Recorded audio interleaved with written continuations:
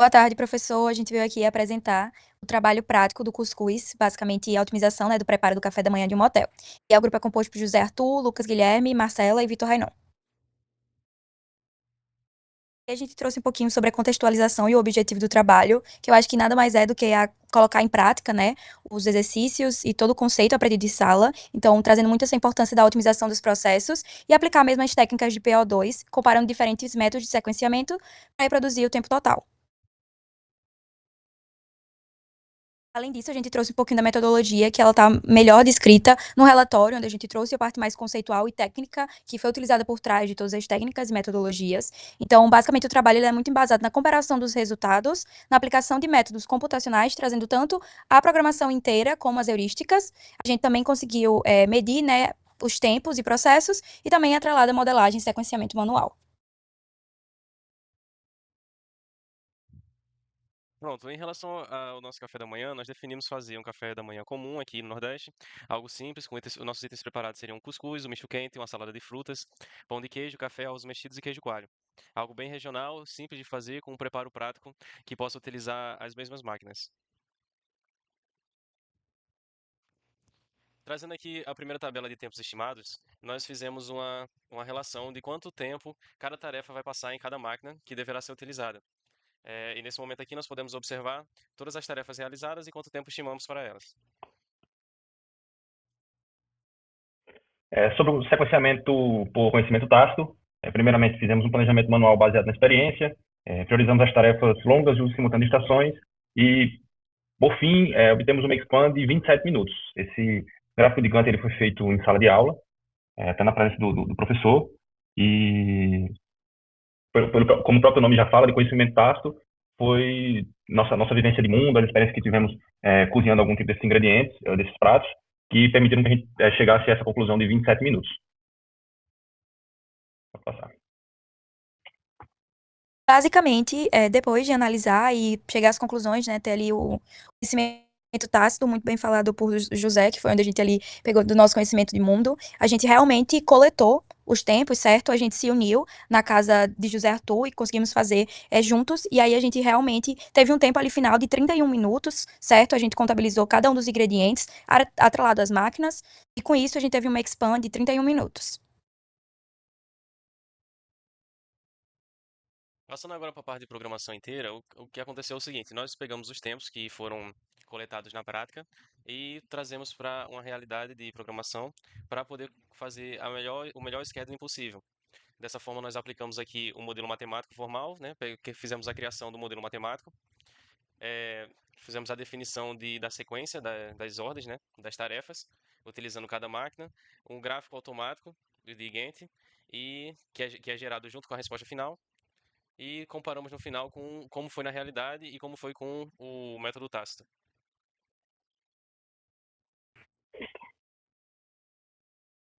Aqui a gente vem para a primeira fase, né, da programação inteira, que é a aplicação do modelo matemático formal. Ali a gente tem a minimização é, da função objetivo, certo? E aqui abaixo a gente tem a restrição, a primeira restrição.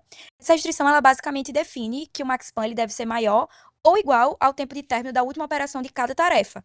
Além disso, também garante que o tempo total do sistema, né, como um todo, ele seja determinado pela tarefa que termina, né, o último. Basicamente, resumindo, né, o preparo completo do café da manhã só é considerado finalizado quando todos os pratos estiverem prontos. Então, essa restrição ela é linear e não causa nenhum impacto significativo, trazendo uma complexidade computacional. Complementando um pouco o que a Marcelo está dizendo, a gente vai deixar bem explícito quais são as restrições que causam a explosão combinatorial, que eu acho que é justamente um dos intuitos da disciplina, a gente conseguir discernir esses problemas, porque futuramente nós, quando formos aplicar isso na prática, vamos nos deparar com situações que teremos limitações computacionais, limitações financeiras de tempo. Então, acho que esse é um dos grandes intuitos do trabalho. Então, dando sequência, na terceira restrição, essa restrição ela vai estabelecer, na verdade, que a primeira operação de cada tarefa ela só vai poder ser concluída após o tempo mínimo de processamento. Por exemplo, o suco de acerola ele não pode estar pronto antes do tempo total necessário para processar ele no liquidificador. É, é, ela não é uma restrição que causa explosão combinatória. Ela é simples e linear. Pode passar, por favor. A restrição 4, ela impõe justamente a ordem de execução das operações dentro de cada tarefa. Ela assegura que cada etapa, ela, na verdade, ela só começa após o término da anterior. Aí ela faz com que respeite a sequência lógica do processo produtivo em si. Aí, nesse contexto que a gente está trazendo aqui do café da manhã, significa que não é possível montar um prato sem, na verdade, antes de terminar o cozimento ou preparo dos seus componentes, né? Então, ela pode ser uma relação direta com as etapas consecutivas. E essa restrição, ela também não gera explosão combinatória. Como estamos vendo aqui nessa quinta restrição, ela é uma restrição que causa explosão combinatória, e vou explicar posteriormente por quê. Mas, basicamente, essa restrição é uma das mais complexas que nós temos nesse modelo, e ela garante que, se a tarefa I for processada antes da tarefa J na mesma máquina K, então, o tempo de conclusão I, ele deve respeitar o término de J somado ao tempo do seu processamento.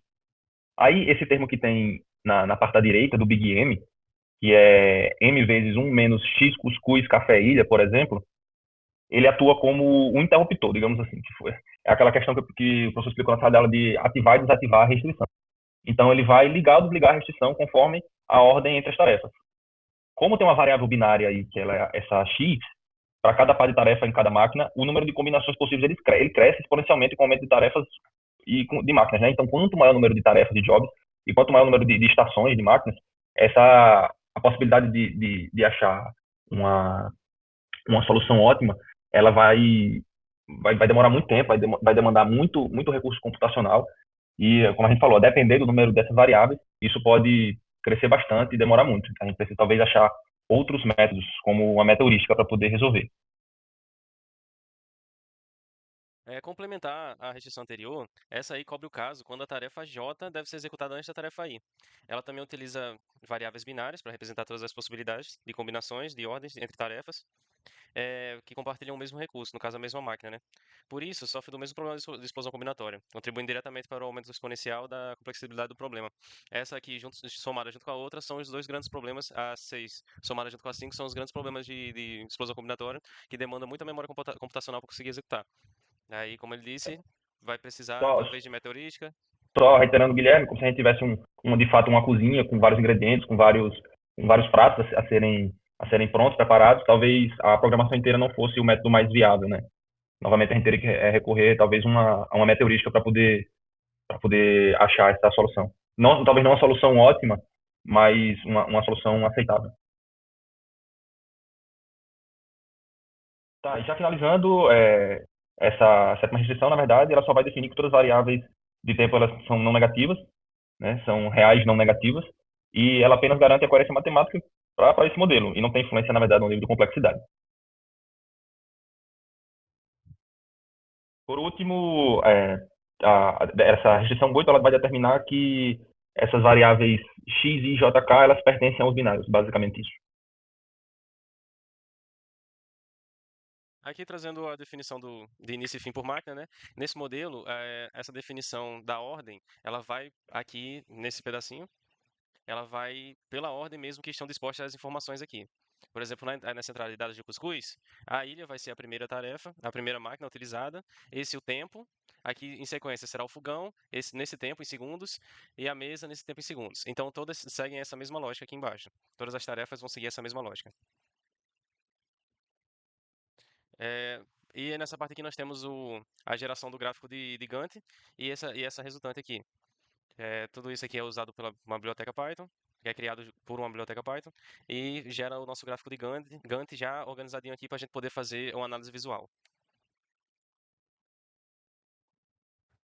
E aí a gente consegue fazer uma comparação aqui, certo, da programação inteira versus o método tácito, né, que a gente comparou. Então, nessa parte a gente consegue perceber que o método tácito ele foi mais rápido, né, foi mais eficiente ali, versus a programação inteira, que ela deu aproximadamente 32 minutos e 20 segundos, e o método tácito a gente tinha planejado ali para 27 minutos. Essa diferença aí se deu principalmente pelo fato dos tempos reais não serem iguais aos tempos que a gente planejou, né? E aqui, passando para a parte da meteorística, né, nós fazemos o mesmo teste, só que dessa vez a gente vai utilizar uma meteorística, primeiramente com algoritmos genéticos, depois a gente vai fazer com Lequim, com software Lequim, e vamos comparar os resultados. Falando sobre o algoritmo genético, trazendo uma breve recapitulação do que a gente viu em sala, ela é uma técnica de computação e ela tem esse nome justamente porque ela se inspira no modelo da evolução de Charles-Darwin, né? Então, a possibilidade durante esse modelo da resolução das combinações sofrerem mutações e conseguir fugir de ótimos locais.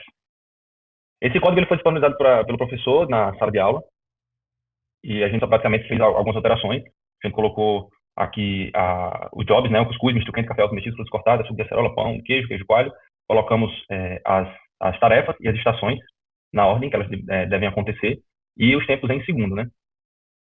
A gente, eu estou falando para vocês aqui a alteração que a gente fez no código. Então colocamos as tarefas, as máquinas também, ilha, fogão, mesa, torradeira, airfryer, liquidificador e as precedências. Então aqui nessas precedências, a gente só consegue cozinhar o cuscuz se a gente conseguir hidratar o cuscuz. Então hidratar o cuscuz vem antes de cozinhar o cuscuz. Consequentemente, a gente só consegue descansar o cuscuz depois do cuscuz estar cozido, né? Então isso vai seguir para todos todas as tarefas, né, que temos que fazer, digamos assim. Então, fica evidente aí a resposta, o print final, que foi printado pelo programa, justamente a melhor sequência, e a verificação das precedências.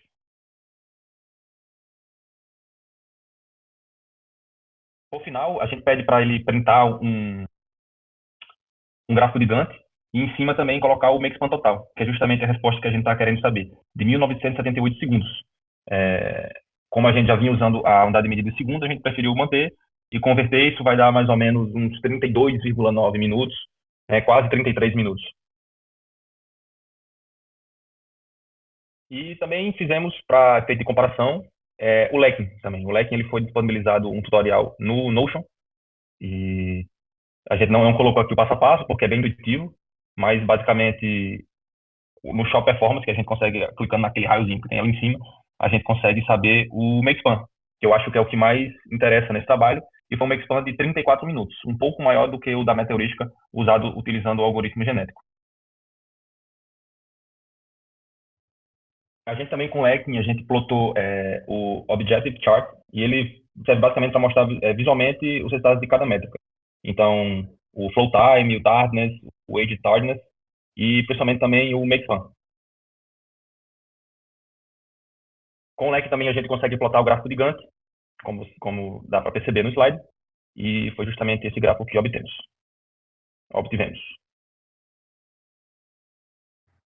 E aí, trazendo mais uma vez outra comparação, aqui a gente compara o Lekin com o algoritmo genético, e aí é possível perceber que o Lekin ele apresenta um maxspan de 34 minutos contra o algoritmo genético que deu ali aproximadamente 33 minutos. E a gente percebe que o Lekin, ele trabalha assim com as regras mais determinísticas. Então, basicamente, o Lekin também, ele tem um tempo maior porque ele tem uma distribuição mais conservadora das tarefas, diferentemente do algoritmo genético, que é uma meta heurística baseada ali na evolução natural, né? Então, ele gera diversas combinações possíveis, selecionando a melhor sempre. Então, comparando os dois, o algoritmo genético deu um tempo melhor, mais viável. E por fim, a conclusão desse trabalho, a gente plotou uma tabelinha com cada método e o makespan. Podemos ver que o método tácito ele foi, de fato, o método que apresentou menor tempo, em minutos. E a programação inteira, 32,3 minutos, heurística, usando o leque 34 e a metaheurística 32,9. Esses resultados, eles foram justamente o fruto desse trabalho, foi justamente a gente conseguir compreender esse Job Shop Scheduling e aplicado a esse trabalho do café da manhã. Pô, mano, foi mal, peraí, deixa eu interromper. Pode ir. Tava ótimo, mas começa de novo porque esse tácito, ele é com o tempo que a gente fez Eu sei, eu esse tava motivo, tentando sabe? enrolar aqui para abrir É porque na verdade nem sei o que falar na conclusão, nem sabia que eu ia falar, tinha esquecido. Aí eu tava abrindo aqui o doc fazer o que Marcelo tinha esquecido. Não, mas tipo Alguém assim, consegue. tu só fala assim, que esse tácito é só por método de comparação, porque ele não tá Certo, certo. utilizando, tá Eu ligado? sei. Certo, vai lá, vai lá. Por fim, a conclusão desse trabalho, a gente fez uma tabelinha com os métodos e o makespan em minutos. O método tácito a gente disponibilizou aqui apenas para efeito de comparação, mas a gente consegue colocar, evidentemente, aqui a programação inteira, a heurística e a metaheurística e os diferentes tempos. A gente conclui, na verdade, que o trabalho ele foi elaborado, feito com sucesso. Conseguimos compreender que esse problema de Job Shop Scheduling ele aplicado ao café da manhã, nesse caso, a gente consegue entender que ele pode ser utilizado para qualquer tipo de linha de produção, né? E eu acho que uma das coisas mais valiosas é justamente a gente conseguir compreender quando um problema ele vai dar uma explosão combinatorial, a gente sabe que não foi um fruto dessa unidade apenas, mas das unidades anteriores, e a gente conseguiu ver isso num trabalho que pode ser aplicado à vida real. Então, a gente chegamos à conclusão que isso foi um sucesso. E a gente também consegue evidenciar que não existe um melhor método para todas as situações. Então, o plano tácito em si, com o conhecimento, ele mostrou uma capacidade bem forte de exploração. Peraí. Deixa eu consigo elaborar um raciocínio aqui. Pode continuar do plano, tipo, o plano tácito, tá ligado? E eu junto lá. Tá, deixa eu dar uma lida aqui. Não tô querendo ler diretamente aqui, porque ele vai ter acesso ao relatório.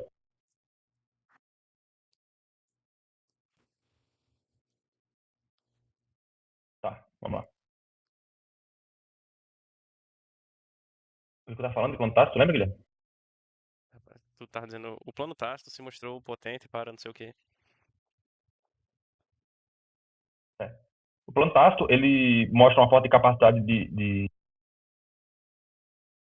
O plano tácito, ele se apresenta como o que tem o menor tempo, mas obviamente não podemos levá-lo em consideração, visto que foi o que ficou mais... Ai, caralho, não, tá errado. O plano tácito, ele foi o que apresentou o menor tempo. Entretanto, como a gente frisou anteriormente, ele traz conta apenas com o nosso conhecimento de mundo, com a nossa prática cozinhando, então a gente acaba percebendo que não é um método tão eficiente. A API, a programação... Deixa eu falar esse finalzinho. Fala, tô enrolado.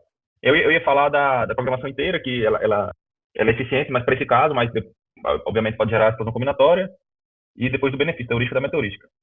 Certo. Se quiser Tô mais uma tranquilo, pode tela. deixar. Pronto.